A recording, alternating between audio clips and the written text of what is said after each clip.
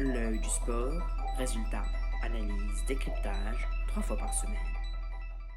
Madame, monsieur, bonsoir. Pour la première fois depuis 1985, un Français gagne le Tour de France et c'est l'événement marchant de nouveau sur le toit du monde et Renaud Lavillenie champion de France, aujourd'hui dans l'œil du sport. Le casque sur les oreilles, le volume au maximum, un verre à la main, l'œil du sport, 21e édition, c'est parti. Un an après son titre olympique en VTT, Pauline Ferrand-Prévot a remporté le Tour de France Femmes pour sa première saison sur route depuis 2018. Malgré une étape finale mouvementée, la Française de 33 ans s'est imposée en solitaire à Châtel, signant un doublé d'étape et s'adjugeant le classement général. Piégée dans une cassure en début d'étape, elle a dû mobiliser toute son équipe Visma Lise de Bike comme la veille, puis gérer seule la course pendant près de 100 km. À 6 bornes de l'arrivée, elle a porté l'attaque décisive. Derrière elle, Demi Vollering de la FDJ Suez a pris la deuxième place au général en distançant Sarah Gigante de AG Insurance dans la descente du col de Jouplan. La vainqueur sortante Katarzyna Niewiadoma de la Canyon Stram complète le podium. Gigante, l'autant des fintes virtuelles, a craqué dans la descente et termine 7ème, dépassée par Juliette Labou de la FDJ Suez. Vollering a tenté une attaque finale, mais le contre de Ferrand-Prévot fut imparable. Déjà champion du monde dans toutes les disciplines majeures de cyclisme, hormis la piste, elle ajoute à 33 ans une victoire au Tour de France à son immense palmarès, elle qu'il visait dans les 3 ans à venir.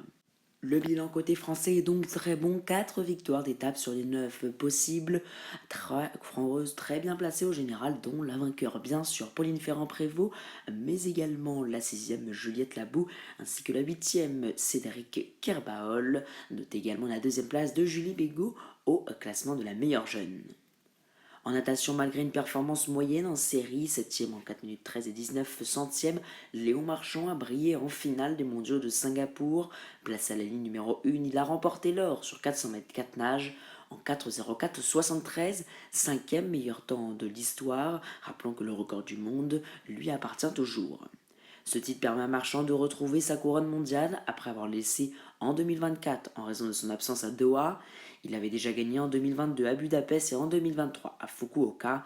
Il réalise également un doublé après sa victoire sur 200 mètres 4 nages jeudi, ses 2 seules épreuves individuelles.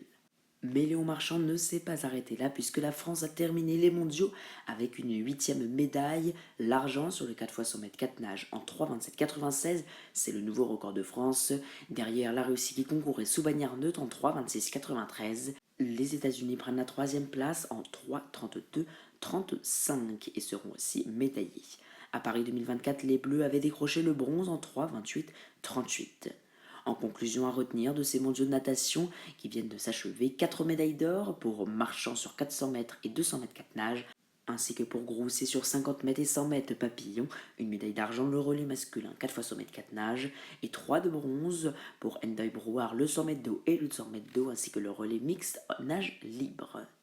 La Canadienne Summer McIntosh quadruple championne du monde sur cette édition et le Français Léon Marchand qui a décroché 2 titres et battu le record du monde du 200 mètres 4 nages ont été élus dimanche meilleurs nageurs des mondiaux 2025.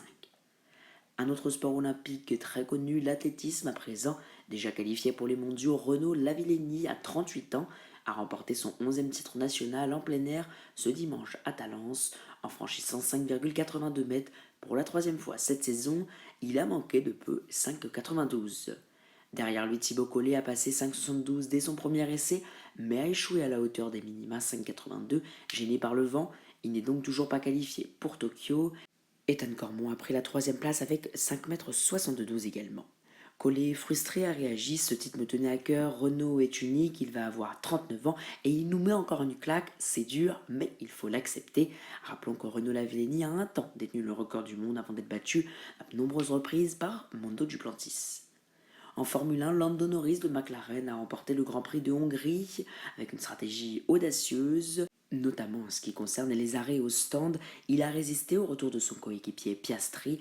George Russell de Mercedes complète le podium. Charles Leclerc, parti en pole, finit 4e après une course en baisse et une pénalité. McLaren signe un saison de 7e, doublé de la saison, le 4e consécutif, mais surtout sa 200e victoire en F1. Piastri a failli doubler Norris dans les derniers tours, mais a dû se contenter de la 2e place. Max Verstappen peut inspirer sous enquête après un dépassement risqué sur Hamilton, termine 9e. Lewis Hamilton et les Français, Gasly, Ocon et Hadjar sont hors des points. McLaren creuse l'écart au classement constructeur tandis que Norris revient à 9 points de Piastri. Le programme, une fois n'est pas coutume, ce programme sportif n'est pas très chargé ces prochains jours. Le Tour de France femmes et les championnats du monde de natation ayant pris fin, nous retrouverons tout de même les 2 premiers quarts de finale du tournoi ATP de Toronto au Canada demain à 22h30 Michelsen face à Kanakchanov ainsi que Zverev face à Popirine. Merci beaucoup d'avoir suivi l'œil du sport, likez, commentez, abonnez-vous. Vous le savez bien sûr à quel point c'est important pour nous. Je vous donne rendez-vous pour ma part mercredi soir pour de nouvelles informations.